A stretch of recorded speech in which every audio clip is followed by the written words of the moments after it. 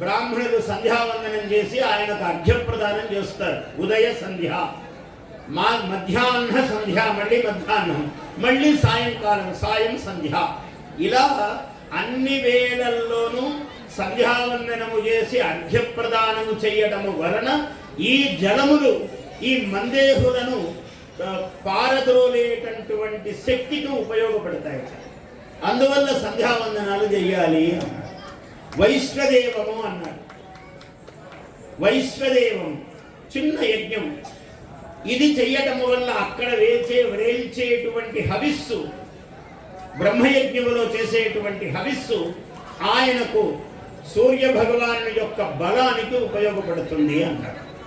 ఇంత అద్భుతమైనటువంటివి ప్రపంచములో నిరంతరము మనము ఏ విషయాలను అనుభవిస్తున్నాము జ్ఞానముతో, మనము ఇంత విజ్ఞానము జ్ఞానము భూమండలములో ఒక భారతదేశములోనే నిక్షిప్తమై ఉన్నది.